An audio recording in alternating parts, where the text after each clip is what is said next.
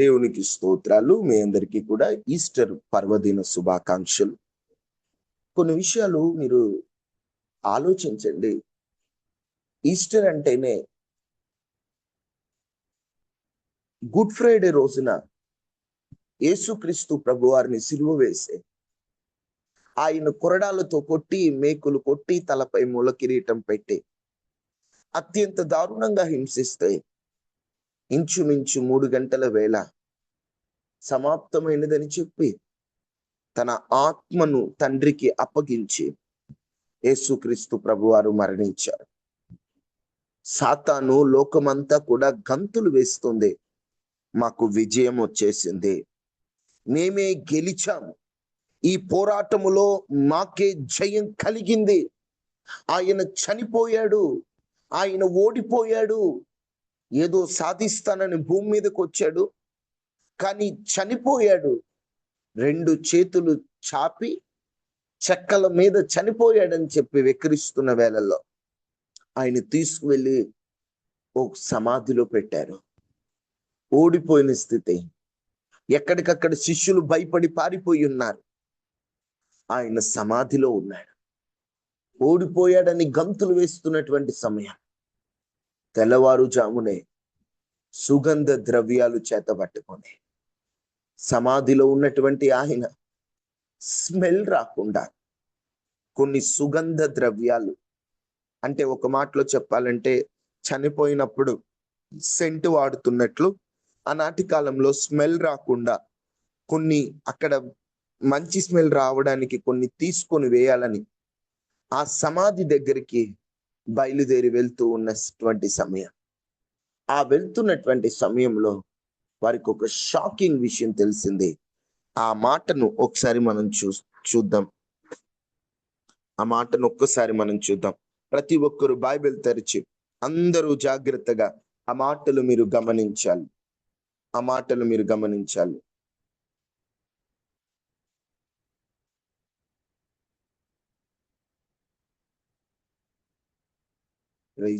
ఒక్క నిమిషం. మార్కు సువార్త 16వ అధ్యాయం 6వ వచనం.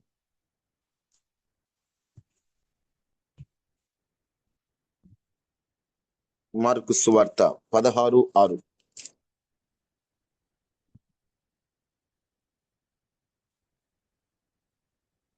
అందుకతడు, కలువరు పడకుడి, సిలువ వేయబడినటువంటి నజరేయుడగు యేసును మీరు వెతుకుచున్నారు, ఆయన లేచి ఉన్నాడు, ఇక్కడ లేడు.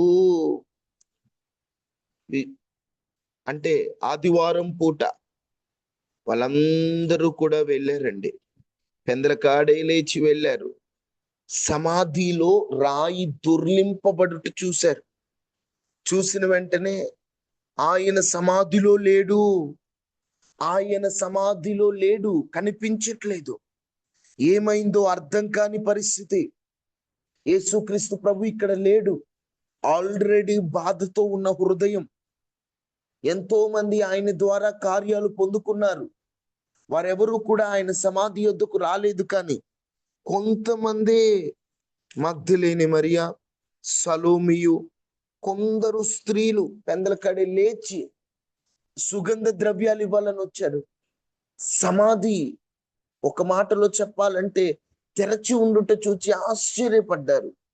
ఈ రోజున ఈస్టర్ పర్వదినాన దేవుడు మనతో మాట్లాడుతున్నటువంటి కొన్ని మాటలు, ఈస్టర్ పండుగ లేదా యేసుక్రీస్తు పునరుద్ధానం మనలో ఆశలు నింపేటువంటి, లేదా మనలో కోల్పోయినటువంటి ఆశలు నింపేటువంటి, అంటే మొద్దు చిగురించినట్లుగా ఆశలు చిగురించేటువంటి శుభోదయమే ఈస్టర్ ఉదయకాలం.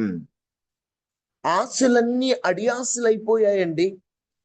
వాళ్ళకి నీతి మాటలు చెప్పిన బోధకుడు, వారికి దైవరాజ్యానికి మార్గం అని చెప్పిన బోధకుడు మరణించాడు. మరణించి సమాధిలో పెట్టబడ్డాడు. అందరిలాగానే చనిపోయాడు. యేసు ప్రభు కూడా అందరితో సమానమే అని లోకానికి చూపించమన్నట్లు వారు సంబరపడిపోతున్నారు. మనందరం ఎలా చనిపోతామో ఆయన కూడా అలా చనిపోయాడు, ఆయన దైవ కుమారుడని ప్రకటించుకున్నాడు, కానీ అందరిలాగానే చనిపోయాడని ఆయనకు అపజయం అనేటువంటి అనుకుంటున్న రోజులలో ఆయన ఇక్కడ లేడు. తాను చెప్పి ఉన్నట్లే ఆయన లేచి ఉన్నాడు. సజీవుడైన వాడిని మృతులలో ఎందుకు వెతుకుచున్నారు? ఏమిటి దాని అర్థం అంటే మీరు జాగ్రత్తగా గమనించండి. సమాధి, మరణం అంటే ఆశలు చనిపోవడం. ఇక ఆశలు చిగురించుటకు అవకాశం లేదు. ఒక మనిషి చనిపోయాడు అనుకోండి, ఆశలు పోతాయి మనకి. ఎందుకంటే మరణమే లాస్ట్. ఇక అసలు బ్రతికే ఛాన్సెస్ ఉండవు కాబట్టి మనుషులుగా ఇక లాస్ట్, ఇక అయిపోయింది అనుకున్నటువంటి టైంలో అయిపోలేదు, ఇక్కడే స్టార్ట్ అయింది. గుడ్ ఫ్రైడే రోజు అయిపోయింది అని అనుకున్నారు, గుడ్ ఫ్రైడే రోజు అయిపోయింది అనుకున్నారు, కానీ ఈస్టర్ రోజే అసలు కథ స్టార్ట్ అయింది. మీ లైఫ్ లో కూడా గుడ్ ఫ్రైడే అంత బాధ మీకున్న, ఈస్టర్ అంత శుభం కూడా దేవుడు ఇవ్వబోతున్నాడు. గుడ్ ఫ్రైడే వచ్చిందంటే ఈస్టర్ కూడా రాబోతుంది. ఏమిటయ్యా దీని అర్థం అంటే, ఈస్టర్ రోజు మరలా చెబుతున్నా ఆశలు చిగురించిన రోజు. ఈరోజు ఈ మాటలు వింటున్న నీ జీవితంలో కూడా ఆశలన్నీ కోల్పోయావా? ఏ ఆశ లేదా? అన్ని అడియాశలు అయిపోయాయా? కన్నీరే అన్నపానములైపోయిందా? ఓడిపోయినట్లు అనిపిస్తుందా? అయితే నీకొక శుభవార్త, నీ జీవితంలో ఈస్టర్ పర్వదినం కూడా వచ్చే రోజులు దగ్గరలో ఉన్నాయి. ఏమిటయ్యా, ఏం చెబుతున్నాడు దేవుడు? ఆనాడు ఈస్టర్ రోజు అసలు ఏం జరిగింది? ఒక మాటలో చెప్పాలంటే యేసుక్రీస్తు ప్రభువారంటే విపరీతమైన ప్రేమ మగ్దలేని మరియ. ఎందుకంటే 7 దెయ్యములు పట్టినాయి. 7 దెయ్యములు పట్టినాయని అందరూ ఆమెను విడిచిపెట్టారు. 7 దెయ్యములు పట్టినాయని ఎవరు ఆమెను పట్టించుకోలేదు. అలాంటి మగ్దలేని మరియను చూచి యేసుక్రీస్తు ప్రభువారు ఆమె దెయ్యములను వెళ్ళగొట్టి ఆమెను తన చెంత చేర్చుకొని ఆయన ఎక్కడికి వెళ్తే అక్కడికి మగ్దలేని మరియను తీసుకెళ్లేవాడు. ఆమెను లోకం ఒక వ్యభిచారిగా చూసింది, కానీ యేసుక్రీస్తు ప్రభు ఆమెను ఒక నీతిమంతురాల్లా చూశాడు. లోకం ఆమెను దెయ్యం పట్టిన వ్యక్తిగా చూసింది. దేవుడు ఆమెలో నివసించాలని కోరుకున్నాడు. ఆమె యేసు ప్రభుతో ఉన్నంత కాలం దిగులు లేదు, కానీ యేసు ప్రభు సడన్ గా చనిపోయాడు. ఆమె ఒంటరి అయిపోయింది, ఆమెకి ఏ దిక్కు లేదు. ఆమె ఒంటరి తిరుగుతా ఉంది, నాకు ఎవరు లేరు. యేసు ప్రభు ఉన్నాడు అనుకున్న టైంలో ఆయన కూడా నన్ను విడిచిపెట్టేసి వెళ్ళిపోయాడు, ఆయన కూడా నన్ను వదిలిపెట్టి వెళ్ళిపోయాడు. నాకంటూ ఎవరు లేరు, నేను ఒంటరిదాన్ని. కనీసం ఆయన సమాధినైనా చూద్దాం, కనీసం ఆయన శవాన్నైనా చూద్దామని వెళ్ళింది, కానీ ఆయన సమాధిలో లేడు. అయ్యో, కనీసం ఆయన బాడీ అయినా చూసి కాస్త ఆయనతో ఉన్నంత ఫీల్ అయినా పొందుదాం అనుకున్నానే. నాకు అన్నీ ఇంతే జరుగుతున్నాయి, అన్నీ నాకు అప్పచేయాలి, నేను ఏది ప్రారంభించినా అది వ్యతిరేకమే. ఆయన ఉంటాడు నాతో అనుకుంటే ఆయన లేడు, చనిపోయాడు. కనీసం సమాధి దగ్గరికి వెళ్తే అక్కడ కూడా ఆయన లేడు. నా జీవితమే ఒక వరస్ట్, నా జీవితమే ఒక వృధా, నేను బ్రతికి ఉపయోగం లేదు, నేను ఒక పనికిరాని వ్యక్తిని, నేను ఒక ఉపయోగం లేని వ్యక్తిని అన్నట్లుగా తనలో తానే కృంగిపోతున్నటువంటి వేళ, తనలో తానే ఓడిపోయాననుకున్న వేళ, తనలో తానే ఇక ఆశలు కోల్పోయినటువంటి వేళ, అటువంటి మగ్దలేని మరియ దగ్గరికి, ఏడుస్తూ ఉన్న మరియ దగ్గరికి యేసుక్రీస్తు ప్రభువారు వచ్చారు. వచ్చి ఆయన అన్న మాట, యోహాను సువార్త 20వ అధ్యాయం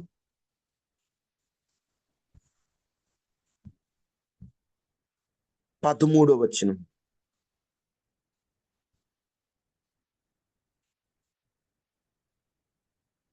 లేదా 15వ వచనం చదవండి. 15 యేసు మా చదవాలి. యేసు అమ్మా, త్వరగా చదవండి. ఎవరైనా తీసి ఆ మాట మీరందరూ చదివితే బాగుంటుంది. తీయండి, బైబిల్ తీసి ఒకరు చదవండి గంభీరంగా. యేసు యేసు ఏడ్చుచున్నావు, అమ్మా ఎందుకు ఏడుస్తున్నావు? ఎవరిని చూడండి, వెతుకుతున్నావు ఎవరిని వెతుకుతున్నావు అని ఆమెను అడగగా ఆమె ఏడుస్తుంది. నాకెవరు లేరు, నేను పాపాత్మురాలైన నన్ను చెంత చేర్చుకున్నాడు, ఆయన కూడా నన్ను విడిచి వెళ్ళిపోయాడు, ఆయన బాడీ కనిపించట్లేదు, ఆయన ఎంత వెతికినా కనిపించట్లేదు అని ఏడుస్తూ ఉందండి. ఎప్పటి నుండో అప్పటికి ఏడుస్తా ఉంది. అప్పుడు ఒక స్వరం ఆమెకు వినిపిస్తుంది, అమ్మా ఎందుకు ఏడుస్తున్నావు? అసలు యేసుక్రీస్తు ప్రభు ఈ మాట ఎలా వాడాడో అసలు చూడండి. మనం ఏడిస్తే చూడలేడండి ఆయన. లోకం మనం ఏడిస్తే నవ్వుద్దట, లోకం మనం ఏడిస్తే వెటకారం చేస్తుందట, లోకం మనం ఏడిస్తే పరిహాసం ఆడుతుందట. కానీ మనం ఏడుస్తే యేసయ్య మాత్రం చూడలేదు. ఆమె ఏడుస్తుంటే యేసు ప్రభు ఆమె యొద్దకెళ్ళి ఏదో ఒక ప్రసంగం ఇవ్వచ్చు, లేదా వేరే విషయం మాట్లాడొచ్చు. కానీ అక్కడ యేసుక్రీస్తు ప్రభు ఏమని మాట్లాడుతున్నాడంటే, అమ్మా ఎందుకు ఏడుస్తున్నావు? ఎందుకు ఏడుపు? ఎందుకు? ఎవరిని వెతుకుతున్నావు నువ్వు? ఎందుకు ఏడుస్తున్నావు?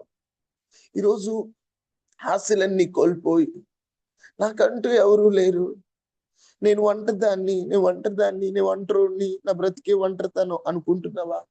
నీకు ఒక శుభవార్త, నీ దేవుడు సమాధిలో లేడు. సమాధి ముళ్ళును విరిచి సమాధిని గెలిచి లేచిన వాడు.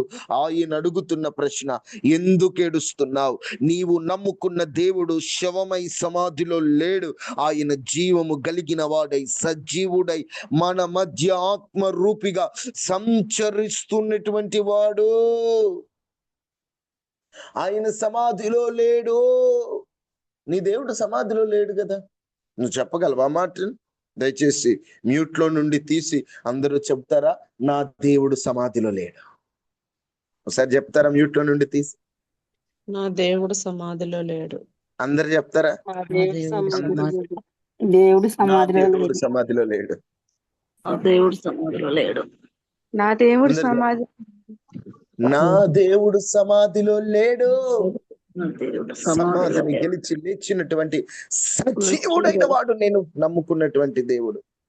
మృత్యుంజయుడైనటువంటి వాడు నేను నమ్ముకున్నటువంటి దేవుడు.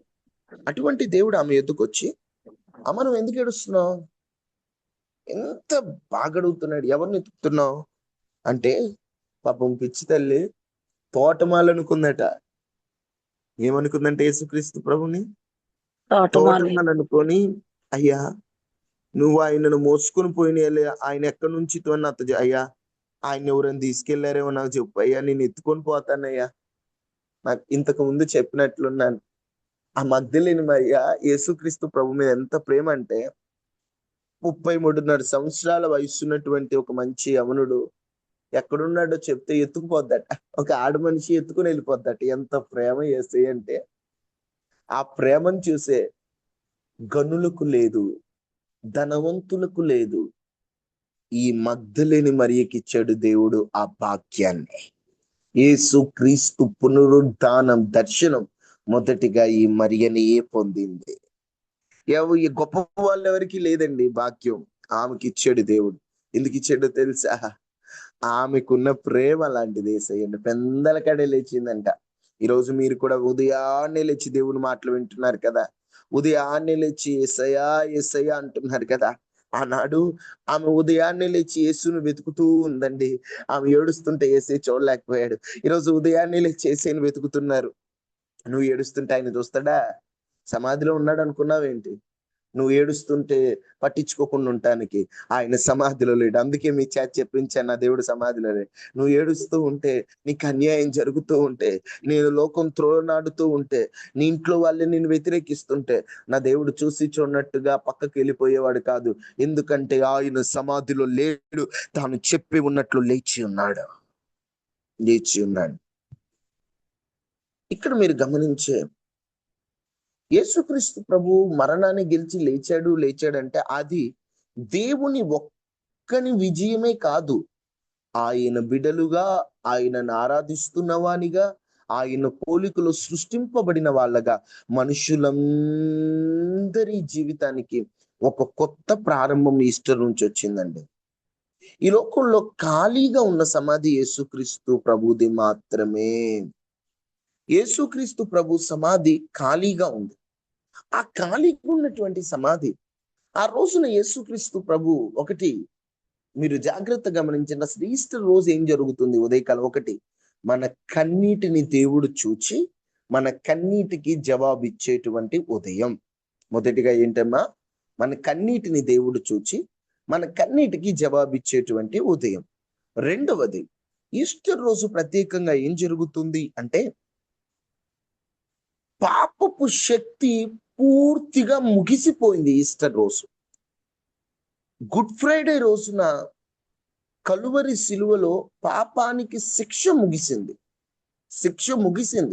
యేసుక్రీస్తు ప్రభు ఎప్పుడైతే ఏలి ఏలి లామ సబక్త, నా దేవా నా దేవా నా చెయ్యి ఎందుకు విడిచిపెట్టా అన్నప్పుడే లోక పాపం ఆయన మీద వేసుకొని సమాప్తమైందని చెప్పినప్పుడే మొత్తం సమాప్తం అయిపోయింది. అంటే పాపానికి ఉన్న శిక్ష అంతా పూర్తయింది. కానీ పునరుద్ధానం ద్వారా స్పెషల్ గా జరిగింది ఏంటో తెలుసా? పాపానికి ఒక శక్తి ఉంది. పాప శిక్ష అయిపోయింది. మన బదులుగా యేసుక్రీస్తు ప్రభు చనిపోయారు. పాపానికి ఒక పవర్ ఉంది. పాపం యొక్క పవర్ ఏంటి? పాపం యొక్క పవర్ ఎవరైనా చెప్పగలరా? పాపము యొక్క ఏంటమ్మా? ఎవరో చెప్పారు, మరణం. పాపానికి ఉన్న శక్తి, పాపము వలన ఏమొస్తుంది? పాపం వల్ల వచ్చే జీతం మరణం. ఇప్పుడు ఈ పాపం యొక్క పవర్, ఈ పాపం యొక్క శక్తి, ఇప్పుడు పాపానికి శిక్ష అయిపోయింది, కానీ పాపానికి ఒక పవర్ ఉంది కదా. ఆ పవర్ యేసుక్రీస్తు పునరుద్ధానం ద్వారా. హలో పాపమా, ఏమిటి నీ పవర్ ఏంటి? నా పవర్ ఏం లేదయ్యా, ఆదాము తప్పు చేయబట్టి ధనికుడైనా పేదోడైనా ఉన్నోడైనా లేనోడైనా అందరినీ చంపేసేటువంటి పవర్ నాకుంది. అది ఆదాము పాపం ద్వారా వచ్చింది అంటే యేసుక్రీస్తు ప్రభు అంటారు, ఓహో పాపాని పవర్ మరణమా? ఓకే, ఆ మరణాన్ని నేను గెలిచి, ఆ మరణాన్ని ఓడించి, పాపం యొక్క శక్తిని కూడా దేవుడు ముగిసేటట్లుగా చేసినటువంటి శుభ ఉదయమే ఈ ఈస్టర్ ఉదయం. అంటే నీకు ఒకటి చెప్తున్నా, పాపం వలన జీతం మరణం అయితే ఆ పాపం యొక్క పవర్ ని యేసుక్రీస్తు ప్రభు గెలిచాడు. నువ్వు నేను పాపంలో బ్రతకటం ఆయనకి ఇష్టం లేదు అమ్మా. పాపం యొక్క అతి తీవ్రతమైన మరణాన్ని యేసుక్రీస్తు ప్రభు జయిస్తాయి. ఈరోజు ఈ పాపంలో నుండి నువ్వు బయటికి రాలేవా? ఖచ్చితంగా రాగలవు. సాతాను నువ్వు రాలేవని నిన్ను బానిసత్వంలో ఉంచుతుంది, కానీ నువ్వు బయటికి రాగలవు. పాపం యొక్క ఆ యొక్క బానిసత్వంలో నుంచి నువ్వు విడుదల పొందగలవు. రెండు, పాపము శక్తి ముగిసిన ఉదయమే ఈస్టర్ ఉదయకాలం. నువ్వు ఏ బంధకాల్లో ఉన్నా బయటికి రాగలవని గుర్తుపెట్టుకో. తర్వాత మూడవది, అందరూ మరణిస్తారు, యేసుక్రీస్తు ప్రభు మరణించారు. అత్యంత తీవ్రమైన మరణమైన చివరికి మరణం వచ్చింది. ఆనాడు ఏదేనులో దేవుడు ఎలాగైతే కొత్త సృష్టిని వారికి అప్పగించి ఆది కాలంలో దేవుడు ఎలా సృష్టి మొదలు పెట్టాడో, ఈస్టర్ రోజున కూడా ఒక కొత్త సృష్టి ప్రారంభమైంది. ఒక కొత్త జనరేషన్, అంటే ఒక మాటలో చెప్పాలంటే ఒక క్రొత్తదనం ప్రారంభమైంది. అప్పటి వరకు పునరుద్ధానమే లేదు, కానీ యేసుక్రీస్తు ప్రభు ద్వారా పునరుద్ధానం వచ్చింది. యేసుక్రీస్తు ప్రభు ద్వారా అప్పటి వరకు ఉన్న సృష్టి వేరు, ఒక క్రొత్తదనం మొదలైంది. ఈరోజు ఈస్టర్ ద్వారా దేవుడు మనలో కలిగిస్తున్నటువంటి ఒక ఆశ ఏంటో తెలుసా? ఇప్పటి వరకు నీ రాత ఒకలా ఉన్నా, ఇప్పటి వరకు నీ జీవితం ఒకలా ఉన్నా, దేవుడు ఒక దినం నీ జీవితంలో చేసే కార్యం ఎలా ఉంటుందో తెలుసా? ఒక న్యూ క్రియేషన్ స్టార్ట్ అవుతుంది. నువ్వే ఎక్స్పెక్ట్ చేయని విధంగా, నువ్వే ఊహించని విధంగా, నీ శత్రువు తలదించుకునే విధంగా, నిన్ను తృణీకరించిన వారు నీ పాదముల మీద పడే విధంగా నా దేవుడు నూతన కార్యాలు చేస్తాడు. యేసుక్రీస్తు సమాధి ఖాళీగా ఉందంటే మనకు ఒక ఆశ ఉందని. యేసుక్రీస్తుకు అంతం లేదు. ఆనాడు ఈస్టర్ రోజు అంతము లేదు, ఒక ప్రారంభం ఉంది. ఈరోజు నీ జీవితంలో కూడా ఈ ఖాళీ సమాధి నీ జీవితంలో ఆశలు చిగురించేటట్లుగా కారణమవుతుంది. నువ్వు ఓడిపోయినట్లు అనిపిస్తుందా? ఈస్టర్ చెబుతుంది ఇది ముగింపు కాదు. నువ్వు పాపంలో బంధింపబడి ఉన్నావు అనిపిస్తుందా? నువ్వు కొత్త మనిషివి కావచ్చు. నువ్వు నిరాశలో ఉన్నావా? దేవుడు ఒక క్రొత్తదనాన్ని నీ జీవితంలో స్టార్ట్ చేశాడని ఇక్కడ అర్థమవుతుంది. ఈరోజు ఈ మాటలు ఆలకిస్తున్న వారలారా, ఈ పునరుద్ధాన శక్తిని మీరు పొందుకుంటారా? ఈస్టర్ ద్వారా దేవుడు ఎంత గొప్ప భాగ్యాన్ని మనకి ఇచ్చాడు. ఈస్టర్ ద్వారా దేవుడు ఎంత గొప్ప కార్యాలు మన జీవితంలో చేశాడు. ఈస్టర్ ద్వారా దేవుడు మన లైఫ్ లో ఒక క్రొత్తదనాన్ని దేవుడు తీసుకొస్తున్నాడు. పాత మనిషిలో భయం, పాత మనిషిలో పాపం, పాత మనిషిలో నిరాశ, కానీ యేసుక్రీస్తు ప్రభు పునరుద్ధానం ద్వారా ధైర్యం, నీతి, ఆశ. పునరుద్ధానం ముందు శిష్యులు దాక్కున్నారు, పునరుద్ధానం తర్వాత శిష్యులు ప్రపంచాన్ని మార్చేశారు. ఈరోజు ఈ మాటలు ఆలకిస్తున్న నీవు, ఈస్టర్ ద్వారా మనం పొందుకున్నది చాలా విషయాలు ఉన్నాయండి. వాటిని ఒక్కొక్కటిగా సమయాన్ని బట్టి నేను వివరిస్తూ ఉంటాను. మీరు జాగ్రత్తగా గమనించండి. ఈస్టర్ ద్వారా దేవుడు ఎంతో గొప్ప భాగ్యాన్ని మనకు అనుగ్రహించాడు. ఈరోజు ఆ భాగ్యం నీకు అర్థమవుతుందా? ఒకటి, ఆయన మన కన్నీటిని చూస్తున్నాడని ఈస్టర్ రోజు మనకు అర్థమవుతుంది. రెండు, పాపం యొక్క శక్తిని దేవుడు ముగిశాడు అని, అంటే ముగింపజేశాడు. పాపం యొక్క పవర్ ని దేవుడు ముగించాడు అని మనకు అర్థమవుతుంది. మూడు, మన జీవితంలో క్రొత్తదనం దేవుడు ఆరంభిస్తాడని అర్థమవుతుంది. 3 పాయింట్ గుర్తుపెట్టుకోండి. తర్వాత 4 పాయింట్ మనం చూస్తే యోహాను సువార్త 20వ అధ్యాయం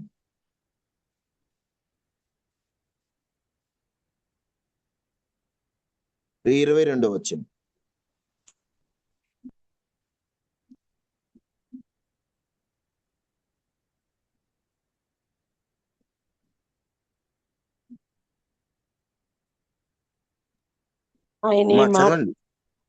ఆయన ఈ మాట చెప్పి వారి మీద ఊది పరిశుద్ధాత్మను పొందుడి. మీరు ఎవరి పాపములు క్షమింతురో అవి వారికి క్షమించబడును.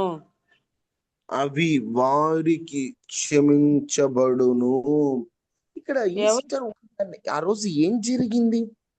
ఆ ముందు కాలం ఏం జరిగింది అంటే, ఆయన ఊది పరిశుద్ధాత్మను వారికి ఇచ్చాడట. ఎలా ఇచ్చాడంట? ఊది అంటే, ఒక మాటలో చెప్పాలంటే, వాళ్ళ జీవితంలో గొప్ప గొప్ప కార్యాలన్నీ జరగటానికి పరిశుద్ధాత్మ కారణమైంది. ఆ పరిశుద్ధాత్మ అనేది మొదట పెంతుకోస్తు పండగ దినం పొందుకున్నారు, కానీ అది ఆరంభం మాత్రం యేసుక్రీస్తు ఊది అని ఊదాడు.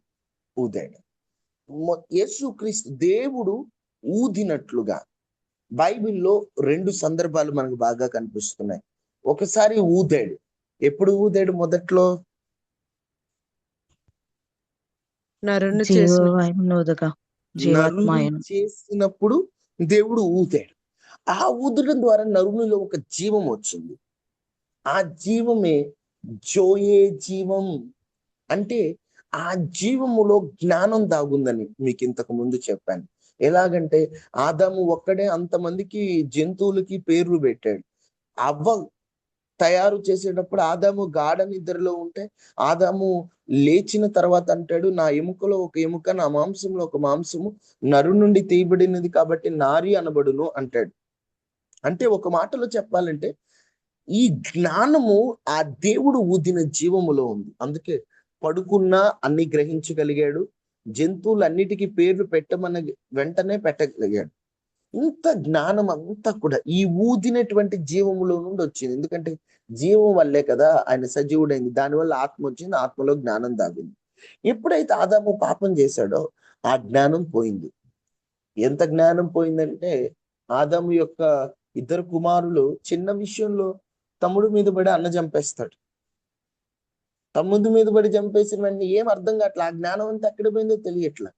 యేసుక్రీస్తు పునరుద్ధానుడైన తర్వాత మరలా ఊదుతున్నాడు.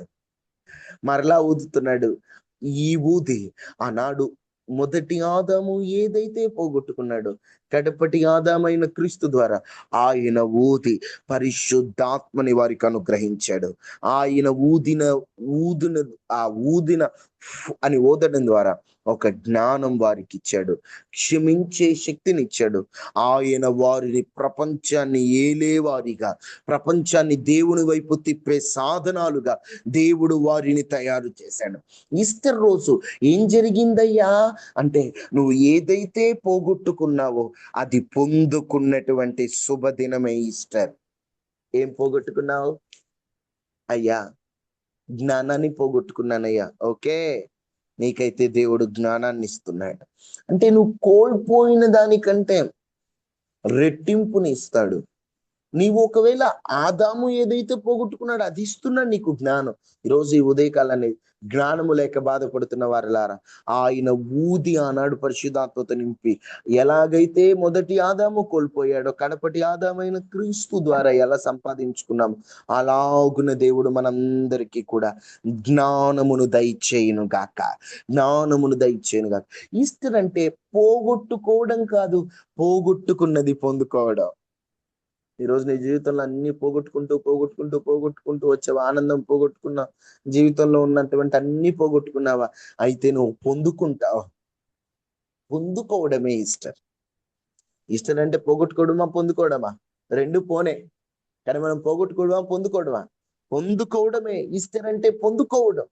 రోజు దేవుడు ఆ పొందుకునేటువంటి భాగ్యాన్ని నీకు ఇస్తున్నాడు. నీవు ఆ భాగ్యాన్ని స్వీకరించాలి, ఆ భాగ్యాన్ని నువ్వు పొందుకోవాలి, ఆ భాగ్యాన్ని నువ్వు అనుభవించాలి. ఈరోజు ఏమేం పోగొట్టుకున్నావు నీ జీవితంలో? సంతోషం లేదా? అన్ని పోగొట్టుకున్నావా? చిన్నప్పుడు చాలా సంతోషంగా ఉండేదానివా? అయితే దేవుడు నీకు సంతోషాన్ని ఇస్తాడు. ఈస్టర్ అంటే పోగొట్టుకునేది పొందుకోవడం. తర్వాత ఈస్టర్ శుభదిన సందర్భాలలోని ఒక ఆయనకు అవిశ్వాసం ఉంది. అందరూ వచ్చి యేసు ప్రభుని చూశారు, నమ్మారు. కానీ ఒక ఆయన అన్నాడు, గాయాల్లో ఏలు పెడితేనే నమ్ముతానని నేను. కానీ యేసుక్రీస్తు ప్రభు సందేహపడిన వాడిని. యేసుక్రీస్తు ప్రభు మరణం గెలిచి లేచాడంటే నిజంగా ఆయనేనా? నేను ఆ గాయాల్లో ఏలు పెట్టి చూస్తేనే నమ్ముతానని తోమా అంటుంటే, సందేహపరుడు. ఒక మాటలో చెప్పాలంటే దేవుని కార్యాలు చూస్తూ దేవుణ్ణి సందేహించినటువంటి ఒక వ్యక్తి. అలాంటి సందేహపరుడని ఆయన వదిలిపెట్టలేదండి. ఆయన యుద్ధకు వెళ్ళి, అదే యోహాను సువార్త 20వ అధ్యాయం 25వ వచనంలో, గనుక తక్కిన శిష్యులు యేసు ప్రభువును చూచితమని అతనితో చెప్పగా, నేను ఆయన చేతులలో మేకుల గుర్తును చూచి నా వ్రేల మేకుల గుర్తులు పెట్టి నా చేయి ఆయన పక్కలో ఉంచితే కానీ నేను నమ్మనని వారితో చెప్పాను. చూస్తే తర్వాత యేసు వచ్చి వాడి మధ్యన సమాధానం కలుగును గాక. ఆ తరువాత తోమాను చూచి, తోమా సందేహపడుతున్నాడు, నేను నమ్మను, ఆయన లేచాడంటే నేను నమ్మనంటుంటే, తోమాను యేసు ప్రభువే చూచి, నీ వ్రేలు ఇటు చూచి నా చేతులు చూడుము, నీ చేయి చాచి నా ప్రక్కలో ఉంచుము, అవిశ్వాసివి కాక విశ్వాసివై ఉండుము. అవిశ్వాసిగా ఉన్నాడు. అల్ప విశ్వాసం కూడా కాదండి. అల్ప విశ్వాసం అంటే కొంచెం తక్కువ నమ్మకం. కానీ ఈయనకేముంది? అవిశ్వాసం. అవిశ్వాసం అంటే ఏంటి? అసలు విశ్వాసమే లేదు. కంప్లీట్ విశ్వాసానికి వ్యతిరేకం. యేసు ప్రభు లేకూడదు, ఏం లేదు, మీరు భలే చెప్తారే అని చెప్పి అవిశ్వాసపరుడు. అటువంటి అవిశ్వాసపరుడితో యేసు ప్రభు అంటున్నాడు, అవిశ్వాసిగా కాక అవిశ్వాసివయ్యండు. అంటే ఒక మాటలో చెప్పాలంటే అంతగా, అంటే అవిశ్వాసిగా మారిపోయినటువంటి వ్యక్తిని కూడా వెతుక్కుంటూ వచ్చినటువంటి గొప్ప అగాపే ప్రేమ యేసయ్య ప్రేమ. ఈస్టర్ రోజు దేవుడు చెప్తున్నాడు, ఇదిగో నువ్వు ఎలాంటి స్థితిలో ఉన్నా, నువ్వు ఎలాంటి, అంటే ఒక మాటలో నన్ను కూడా దేవుడు ప్రేమిస్తాడా అనేటువంటి స్థితిలో ఉన్నా, నువ్వు అవిశ్వాసిగా ఉన్నా, నీతో దేవుడు అంటున్నాడు, అవిశ్వాసివై కాక విశ్వాసివై ఉండు. అంటే ఇక్కడ మనకు 5వదిగా అర్థమవుతుంది ఏంటో తెలుసా?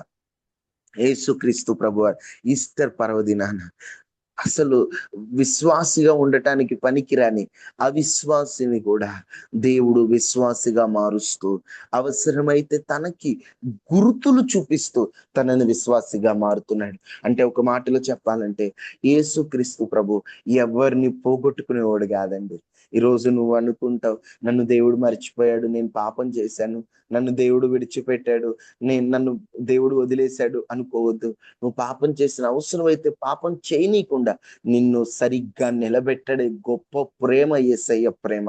అంతగా ప్రేమించేవారు ఎవరున్నారు? ఈరోజు మీకు మర్మయుక్తమైన విషయాలు నేనేం చెప్పలేదండి. నేను వాస్తవంగా చాలా లోతైన విషయాలు చెప్దామని నేను ప్లాన్ చేసుకున్నాను, కానీ చెప్దాం అనుకున్న దాంట్లో ఒక్క పాయింట్ కూడా చెప్పలేకపోయాను. కారణం, ఎందుకు దేవుడు ఈ కోణంలో నడిపిస్తున్నాడు, ఈ కోణంలో అందరికీ తెలిసినటువంటి కోణంలోనే దేవుడు మాట్లాడుతున్నాడు. ఒక ఆశను చిగురించే విధంగా దేవుడు మనందరికీ తెలియచేయాలనుకుంటున్నాడు. 5 విషయాలు ఈస్టర్ పర్వదినం రోజు మనందరం గమనించవచ్చు. మరలా అందరూ జాగ్రత్తగా వినండి. మీరు మొదట్లో ఒకవేళ సరిగ్గా మీకు అర్థం కాకపోయినా లాస్ట్ లో చెప్తున్నాను. ఈ లాస్ట్ లో చెప్పేది మీరు గమనిస్తూ రాసుకోండి. ఈస్టర్ పర్వదిన సందర్భంగా యేసుక్రీస్తు ప్రభువారి ద్వారా మనం నేర్చుకుంటున్నటువంటి 5 విషయాలు ప్రాముఖ్యంగా ఉన్నాయి. వాటిలో మొదటిది, యేసుక్రీస్తు ప్రభువారు మగ్దలేని మరియ ఏడుస్తుంటే, అమ్మా ఎందుకు ఏడుస్తున్నావని ఆమెను పలకరించాడు. ఆమెని పలకరించడం వెనుక కారణం ఏంటంటే, ఆయన సమాధిలో లేడు, నువ్వు బాధపడుతుంటే ఆయన నీ బాధను చూస్తున్నాడు, నీ కన్నీటిని చూస్తున్నాడు, నీ దుఃఖ దినాలు సమాప్తం చేస్తాడు. ఎందుకంటే నీ దేవుడు మరణాన్ని గెలిచి లేచి మృత్యుంజయుడయ్యాడు. అదే నీకు తెలియచేస్తున్నాడు. యేసు క్రీస్తు సమాధిలో లేడు, నువ్వు బాధపడవలసిన పని లేదు. ఆయన నిన్ను విడిచిపెట్టే దేవుడు కాదు, నీ కన్నీటిని తన బుడ్డిలో దాచుకునేటువంటి గొప్ప దేవుడే. మనము ఆరాధిస్తున్నటువంటి, మనము స్తుతిస్తున్నటువంటి గొప్ప దేవుడు. రెండవదిగా, యేసుక్రీస్తు పునరుద్ధానం పాపపు శక్తి ముగిసింది. పాపపు శిక్ష గుడ్ ఫ్రైడే రోజు ముగిస్తే, పాపపు శక్తి ఈస్టర్ రోజు ముగిసింది. ఈరోజు నువ్వు ఏ బంధకాల్లో ఉన్నా, అది ఎంతటి వ్యసనమైనా, దాన్ని పూర్తి శక్తిని యేసుక్రీస్తు ప్రభు పునరుద్ధానము ద్వారా ఆ శక్తిని అంతటిని ఆయన జయించేశాడు. ఈరోజు అదే శక్తి నీకు ఇస్తున్నాడు, పునరుద్ధాన శక్తి నీకు ఇస్తున్నాడు. ఏ బంధకాల్లో నువ్వు ఉన్నా, ఏ బానిసత్వంలో ఉన్నా, ఆ బానిసత్వంలో నుండి నువ్వు బయటికి రావచ్చు. ఆ బానిసత్వ పాపములో నుండి నీవు బయట పడవచ్చు. మూడవది, పునరుద్ధానం నూతన ఆశలు ఎప్పుడు ఊహించిన విధంగా జరిగింది నీ జీవితంలో. ఈ ఈస్టర్ పునరుద్ధానము ద్వారా దేవుడు నూతన ఆశల్ని నీ జీవితంలో కలిగిస్తాడు.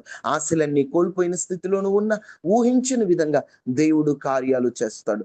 4, వాళ్ళు పోగొట్టుకున్నారు మనుషులు ఆదాము నుండి ఒక జీవాన్ని, దేవుడు ఊదిన జీవాన్ని మరలే దేవుడు అదే ఊదుతున్నాడు. ఆ ఊదడం ద్వారా పరిశుద్ధాత్మని దేవుడు అనుగ్రహించాడు. తర్వాత 5వది, ఒక పాపిష్టి వ్యక్తి, అవిశ్వాసిగా ఉన్న వ్యక్తిని కూడా దేవుడు విడిచిపెట్టకుండా విశ్వాసిగా మార్చి దేవుడు అతనిని మన భారతదేశానికి పంపించి అద్భుతమైన సేవ చేయనట్లుగా చేసి, ఈరోజు భారతదేశంలో ఇంతమంది క్రైస్తవులు అవ్వడానికి అలాంటి పనికిరాని వ్యక్తిని దేవుడు వాడుకొని ఈరోజు తన ప్రేమను పరిచయం చేశాడు. నువ్వు ఏ స్థితిలో ఉన్నా నువ్వు ఒక్కసారి దేవునికి సమర్పించుకుంటే దేవుడు నిన్ను వాడుకుంటాడని ఈస్టర్ పర్వదినాన కొన్ని విషయాలు దేవుడు మనకి తెలియజేస్తున్నాడు. అందరూ తలలు వంచండి, ప్రార్థన చేసుకుందాం. తమ్ముడు ప్రార్థన. అక్క స్త్రీలు చెప్పండి. గారు అబ్బాయికి జ్వరం ఉన్న 3 రోజుల బట్టి నుంచి, శ్రుతి గారు అబ్బాయిలు ఇద్దరికి జ్వరమే, స్త్రీలు గారు అబ్బాయికి జ్వరం చాలా ఎక్కువగా ఉంది. జ్వరం ప్రార్థన. ఓకే అక్క, ప్రార్థనలో జ్ఞాపకం చేసుకుంటాను.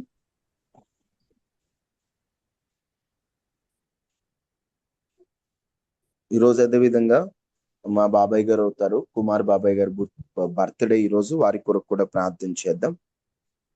మహాపరిశుద్ధుడా, మహోన్నతుడు అయిన తండ్రి, సజీవుడు అయిన దైవ, నీ మరణం మాకు అయ్యా భరోసా ఇస్తే, నీ పునరుద్ధానం మాకు ధైర్యాన్ని ఇచ్చింది. మా పాపాలు పోయాయని నీ మరణం ద్వారా అర్థమైతే ఇక మరలా పాపం చేయకుండా బ్రతకొచ్చు అని పునరుద్ధానం ద్వారా అర్థమైంది. అయ్యా, ఒక నూతన జీవితాన్ని పునరుద్ధానం ద్వారా మాకు కలిగించారు. ఈస్టర్ యొక్క శుభదిన సందర్భంగా 5 విషయాలు మీరు మాతో మాట్లాడారు. 5 మాటలకు తగ్గట్లుగా మా జీవితాలు ప్రభా తండ్రి, మా బాధను, మా వేదనను మీరు చూసి మాకు సంతోషాన్ని ఇస్తారని మేము నమ్ముతున్నాం ప్రభా. ఈరోజు మీరు మాట్లాడిన ప్రతి మాటను బట్టి మీకు స్తోత్రాలు చెల్లిచేస్తూ, మీరు మాట్లాడిన మాటలు బట్టి మీకు వందనాలు తెలియజేస్తూ, అయ్యా మీరు ఉన్నవారు అనువారని మేము నమ్ముతున్నాం. ఈరోజు మా జీవితంలో కూడా నీ పునరుద్ధాన శక్తిని మేమందరం అనుభవించినట్లు సహాయం చేయండి. జ్వరంతో బాధపడుతున్న పిల్లలు ఉన్నారయ్యా, వారిని స్వస్థపరచమని. శ్రీలక్ష్మి అక్క, అయ్యా పిల్లలు ఇంకా ఎవరెవరైతే జ్వరంతో బాధపడుతున్నారో అయ్యా, వీణక్క చెప్పిన ప్రేయర్ రిక్వెస్ట్ ద్వారా అయ్యా తండ్రి, వారికి ఉన్నటువంటి జ్వరాన్ని యేసు నామంలో ఇప్పుడే విడుదల కలిగించమని. అయ్యా కుమార్ బాబాయ్ గారి పుట్టినరోజు అయ్యా, వారికి కూడా మంచి ఆరోగ్యాన్ని ఇవ్వండి అయ్యా. షుగర్ నార్మల్ వచ్చిండి అయ్యా. వారి భార్యను బిడ్డలు మీరు దీవించి ఆశీర్వదించండి అయ్యా. ఇంకా ప్రభు ఎందరో ప్రేయర్ రిక్వెస్ట్లు కలిగి ఉన్నారు. ఆ ప్రేయర్ రిక్వెస్ట్లు కూడా మీరు జ్ఞాపకం చేసుకొని అయ్యా నీ బిడ్డలకు సంతోషాన్ని నింపమని, అయ్యా నీ బిడ్డలకు ఆనందాన్ని ఇవ్వమని. ఈ రోజు పునరుద్ధాన శక్తిని అందరూ అనుభవించినట్లుగా మీరు సహాయము చేయమని. మహిమ ఘనత ప్రభావములు మీరు మాత్రమే పొందమని యేసు శక్తి కలిగిన నామములో అడిగి వేడుకొని ఉన్నాము తండ్రి. ఆమేన్. ఆమేన్. ఆమేన్.